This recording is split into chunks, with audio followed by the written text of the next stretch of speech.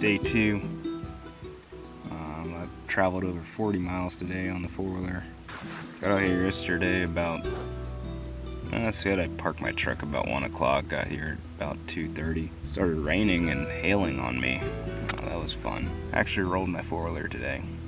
That was intense. I was trying to go up this mountain and got a little sideways.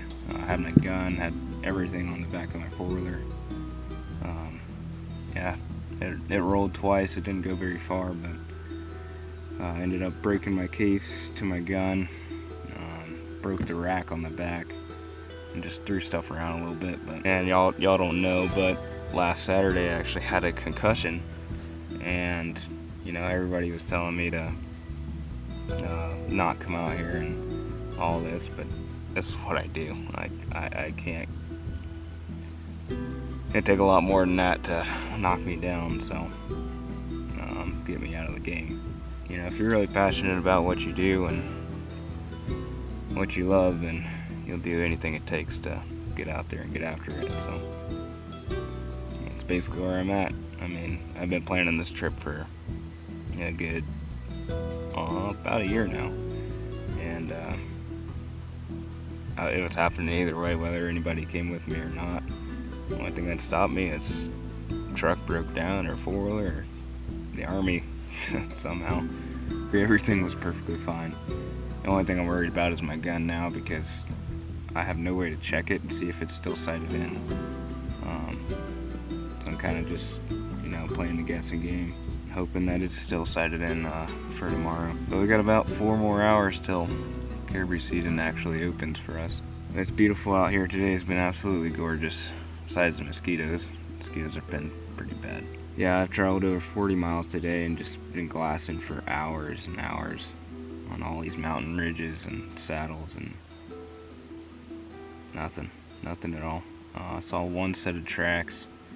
Had to be fresh, had to be from this morning, because it rained really hard last night, and it was crossing the road, but weren't very big tracks, and it was going into some super dense trees and brush. So yeah, this is my view. Absolutely gorgeous. Other than the 4-wheeler incident, I mean, this has been a pretty decent hunt, honestly. Tomorrow's opening day. But that's enough about me talking. Let's get to business.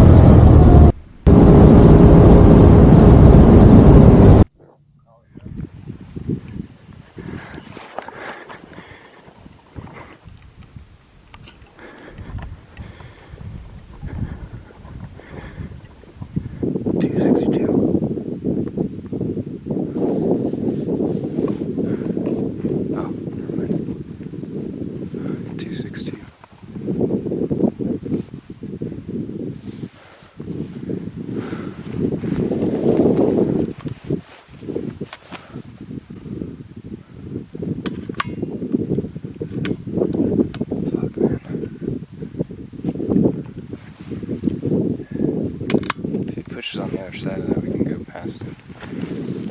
Wait, right there on the hill.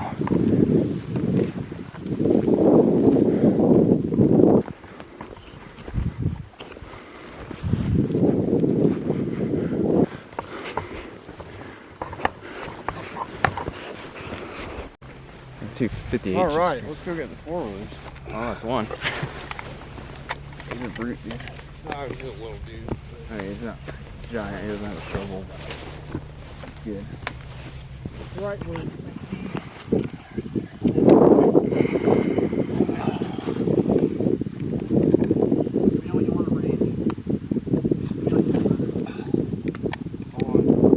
bulls out front. Looks like it. Not 100% sure, so make sure. Yeah, it's got weird horns. One in the front.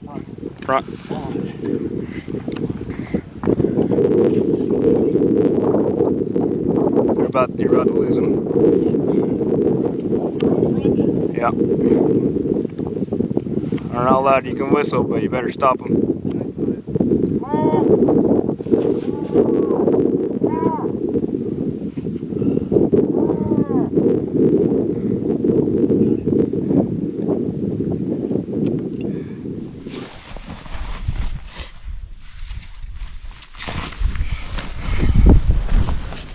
Check that out. First one ever in Alaska. Alright, so I thought one shed was cool. The one that I literally just picked up, like 20 yards back there. There's another one.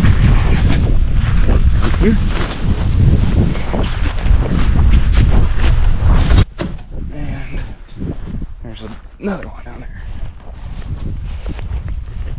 That is sick, dude.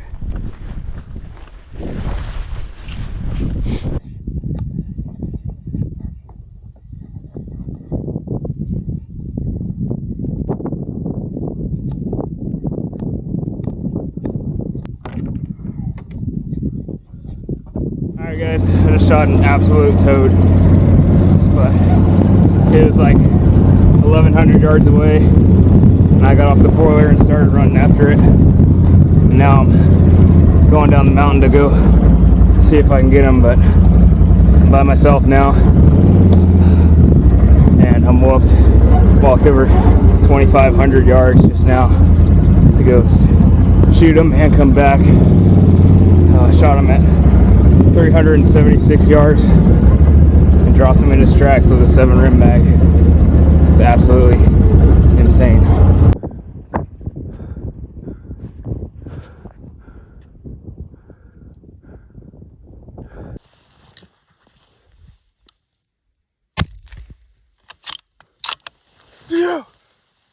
Yeah, baby. Oh, dropped him in his freaking tracks, dude. I dropped him in his tracks, baby. Dropped him in his tracks. Holy crap. Look at that one. Holy crap, dude. Just shot a giant. Holy crap.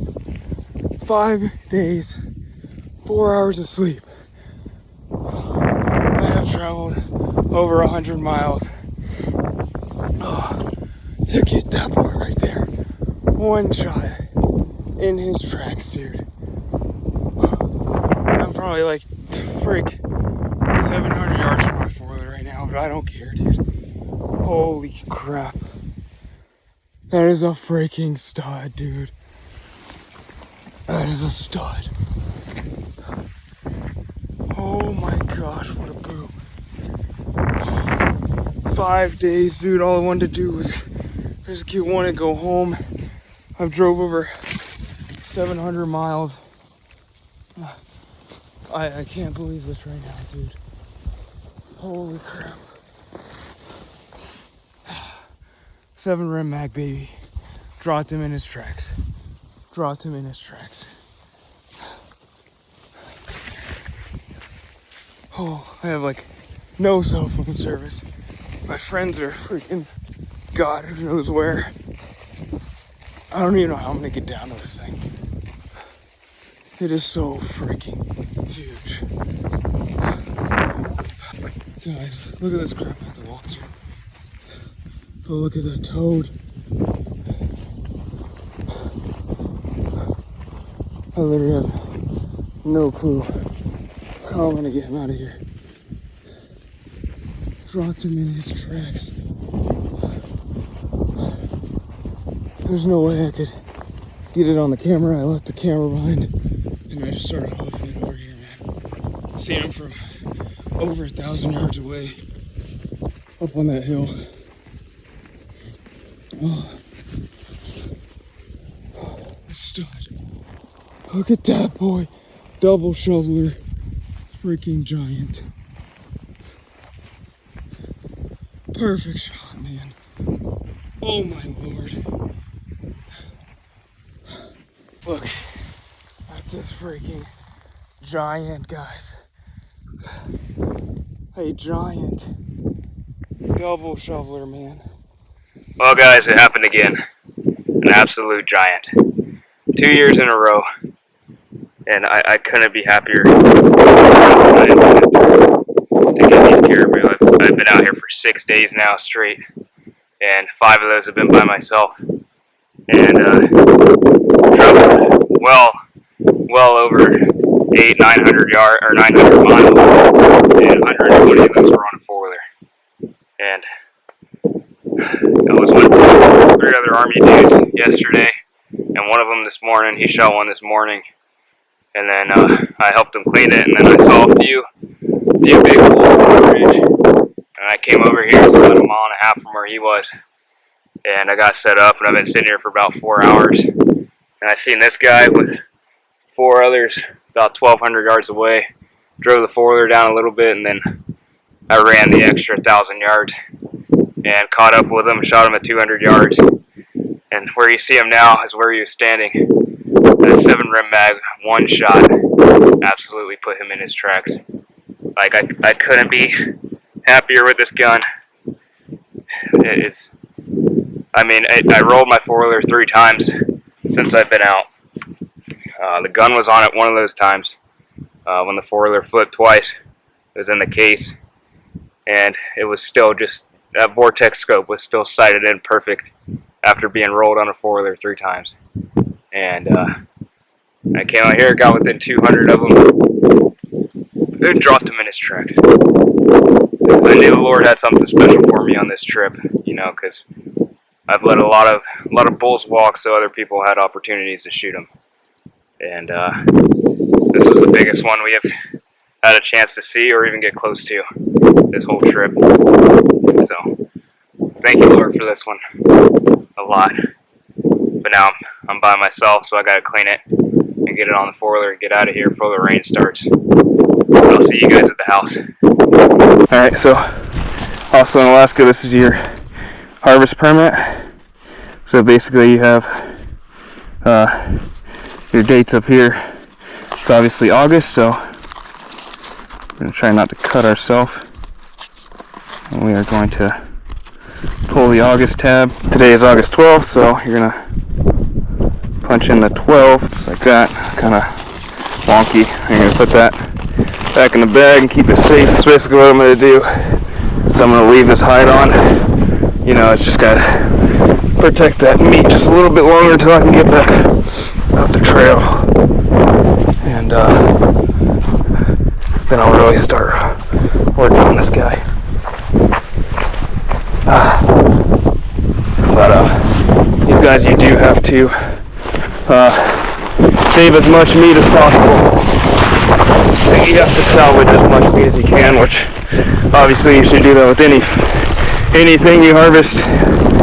But and you have to leave the penis attached to, like, it has to be naturally attached to the animal. So basically you have to leave the penis attached to the hind quarter, and that way the game wardens, the fish and game up here in Alaska, can identify that as a male, because the quota this year is only 1 bull per person for the fall caribou hunt, and that is in all zones. Basically right now I'm coming up the back straps. I'll pull the back straps first, just because they're right here and kind of easy to get to. So I'll pull the back straps and some neck meat. So you guys can hear the wind is picking up because there's storms coming in, and I don't have my tent, I don't have anything. I have a poncho and a tarp right now, and if I can get this done fast enough, then I should be able to get back in a decent time. I gotta get back home, man. I've been out this for 6 days. 6 freaking days. I try to tag y'all along as much as possible. I know I'd love to get the shot on video. But man, I mean, after running 1,200 yards, that's kind of the last thing you're thinking of is how good the video is gonna be. You think of that after. And you're like, dang it, I should have brought my camera. As you guys can see, oh, I shot him right in the neck, dude. And it goes all the way down to the hip, and it goes all the way up into the shoulder, and somewhat into the neck. And that's it. Now we're gonna come in here. Alright, so what I like to do, now I switched over to this fillet knife. That's a little more flexible. Go in there and kind of roll this thing out. Just like that. And get around them bones. It's kind of like filleting a fish, but not really. And then this is kind of where it meets that ham. So you want to separate the back strap from the ham. Get in there. Just like that. Now you can see how long this knife is. I can just kind of roll it down the backbone, or down the ribs. Just like that. Again, whatever I miss, I'm gonna go back and trim up. And then that kind of goes into that front shoulder. So,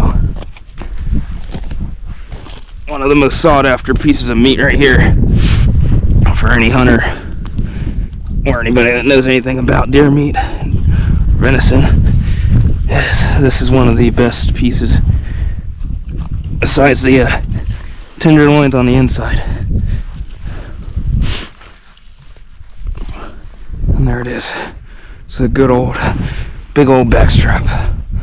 So basically this bag will be all my back straps and the inner tenderloins and any extra pieces of meat that I want to grind or something. And then I'll have our 2 hams and 2 shoulders. But get this guy in the bag.